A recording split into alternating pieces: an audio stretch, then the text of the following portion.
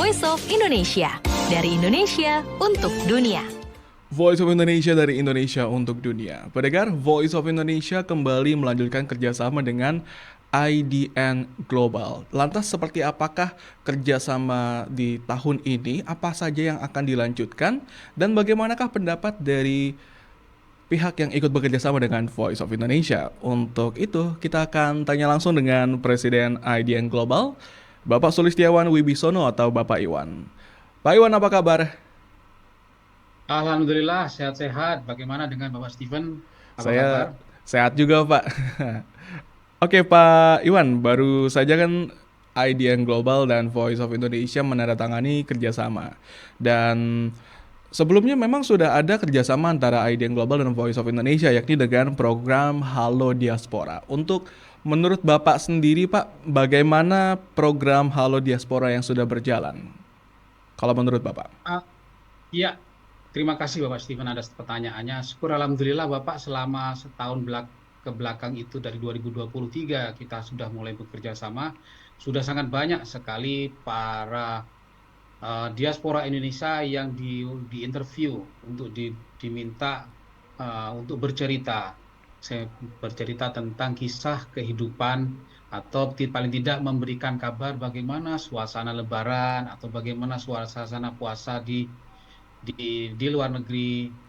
Dan pada saat baru saja kita selesai melaksanakan hajat demokrasi pemilihan umum Republik Indonesia, teman-teman yang warga negara Indonesia yang tersebar di seluruh dunia, banyak juga selain mereka memilih, banyak juga yang menjadi sebagai penyedia layanan untuk pelaksanaan pemilu di luar negeri supaya lebih lancar dan bisa terlaksana dengan baik. Begitu kira-kira, Bapak Steven. Baik, kalau menurut Bapak sendiri ini pendapatnya Bapak soal program ini, apakah bagus atau ada yang bisa diimprove, Pak, dari program ini? Sudah sangat bagus, Bapak, tapi tentu banyak sekali hal yang perlu untuk diimprove dan dikembangkan, terutama untuk hal reportase. Jadi kami ingin nanti teman-teman diaspora untuk bisa secara aktif, tidak perlu menunggu lagi diminta oleh RRI, tapi apabila ada hal-hal tertentu yang perlu disuarakan kepada teman-teman di Indonesia, RRI sudah siap menunggu dan memfasilitasi. Begitu juga tentang memberitakan tentang kegiatan-kegiatan para diaspora Indonesia di luar negeri, salah satunya memproduksikan budaya Indonesia.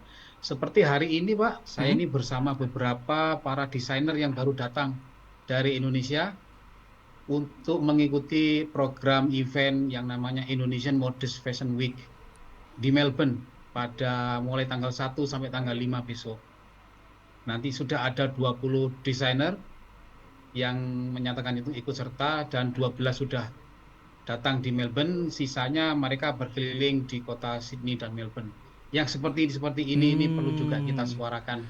Iya, tentu apalagi biasanya kan kalau yang masuk berita itu cuma satu dua, padahal event-event budaya ataupun karya-karya anak bangsa itu sebenarnya banyak ya, Pak, ya. Lebih banyak daripada yang biasanya diberitakan, dan ini mungkin bisa di-share juga nih oleh teman-teman diaspora lewat Halo Diaspora. Dan lantas Pak Iwan, apa sih yang mendorong IDN Global kembali bekerja sama dengan Voice of Indonesia, Pak? Begini Bapak, selama kami ini ya mengikuti program yang sudah dirancang bersama Voice of Indonesia, kami merasa sangat diperhatikan dan diapresiasi. Jadi mewakili masyarakat Indonesia ini, suara RRI. Nah, itu yang selama ini karena faktor jarak, budaya, bahasa dan lain sebagainya, apa yang sudah ini kan perlu namanya tali silaturahmi, dan kami ingin memberikan berita kabar baik dan apa yang sudah kita lakukan untuk Indonesia, teman-teman Indonesia. Kita ingin memperkuat jalinan silaturahmi dalam banyak hal, termasuk pertukaran informasi, menjadi agen ekspor mungkin dari Indonesia terutama kepada teman-teman UKM. Apa yang kita undang di sini 20 desainer yang datang di Melbourne untuk ikut Indonesian Modest Fashion Week nanti, itu semuanya dari bisnis, dari usaha kecil dan menengah dari berbagai kota di Indonesia. Begitu, Bapak Steven. Baik, Pak. Dan memang kan kalau ADN Global ini juga menjadi jaringan perekat hubungan antara diaspora Indonesia di seluruh dunia ya. Dan di sini Betul. pun Voice of Indonesia juga turut serta lewat Halo Diaspora. Nah, dalam rekatnya hubungan antar diaspora Indonesia ini, tadinya sudah ada IDN, sekarang Voice of Indonesia juga ikut membantu, Pak. Sejauh mana Pak Bapak melihat peran Voice of Indonesia dalam menyampaikan informasi plus membantu merekatkan hubungan antar diaspora Indonesia di seluruh dunia? Oke, untuk antar diaspora sendiri, itu yang perlu kita kembangkan nanti salah satu program yang ini, Pak ya, yang perlu kita akselerasi, percepat juga, karena kita semua itu sudah mulai mendengarkan Voice of Indonesia di antara kami. Karena kami juga perlu ingin tahu kabar, teman-teman yang ada di Belanda bagaimana ya, apa yang sudah kegiatan mereka seperti apa, teman-teman yang Amerika bagaimana, teman-teman yang di Afrika Selatan, itu banyak orang keturunan Indonesia, Pak, yang sudah turun-temurun di Tanjung Harapan, di sekitar Cape Town sana. Dan kita beberapa kali melakukan komunikasi, Bapak. Jadi keterikatan itu terasa kuat, tapi kami kan perlu juga sebagai sarana media yang apa tuh namanya untuk menginspirasi dan memberikan ruang untuk berekspresi, Pak. Baik baik di antara diaspora sendiri dan juga dengan teman-teman di Indonesia. Baik.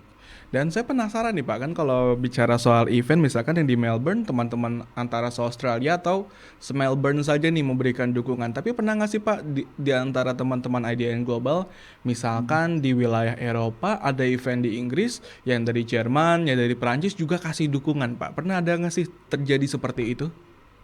Yes, pasti Pak, itu Pasti ada pasti ya? karena iya seperti contohnya yang sedang kita lakukan di kota Melbourne ini, Mm-mm.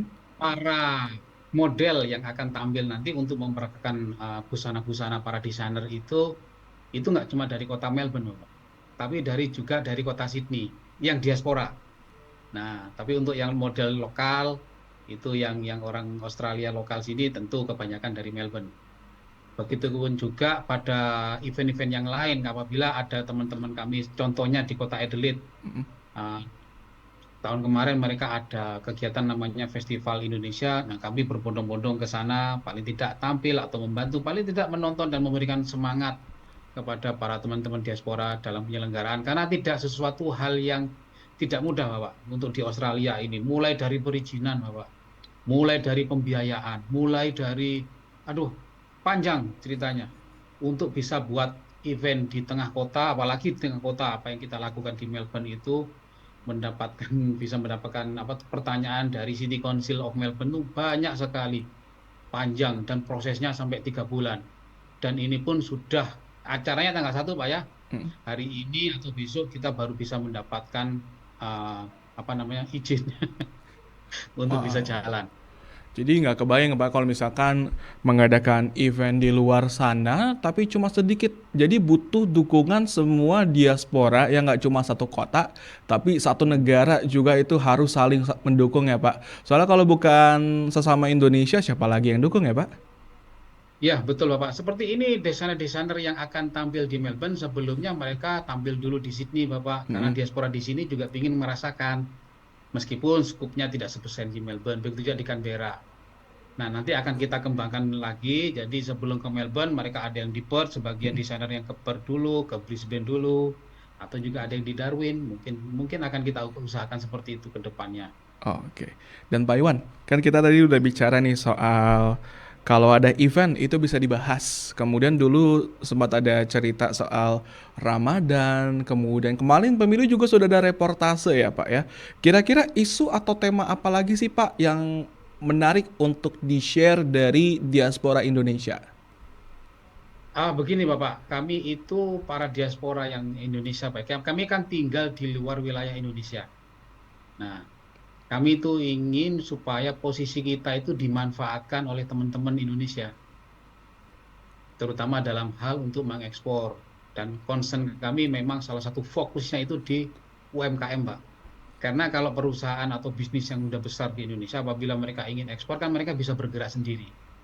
dan mereka sudah punya punya resources untuk melakukan ekspornya ke negara tujuan, bisa market ini dulu, riset dulu, dan lain sebagainya. Nah, kalau diaspora itu adalah sifatnya kan komunitas, Bapak ya.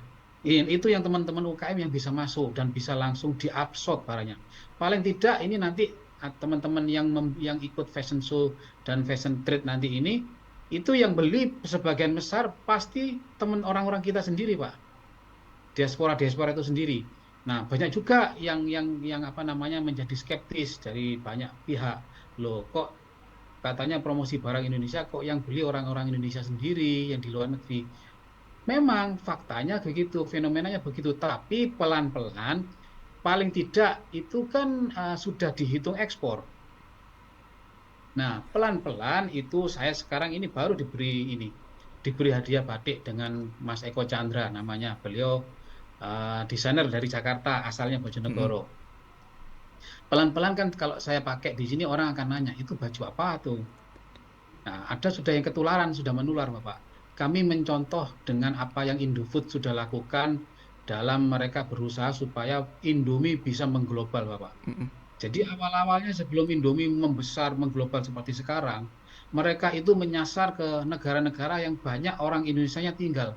Oh, ya, Jadi ya, ya. begitu. Jadi yang beli ya pertama-tama ya seperti saya, teman-teman diaspora yang lain, itu dulu yang mengkonsumsi. Pelan-pelan, paling tidak kan sudah ada yang menerima dulu, Bapak.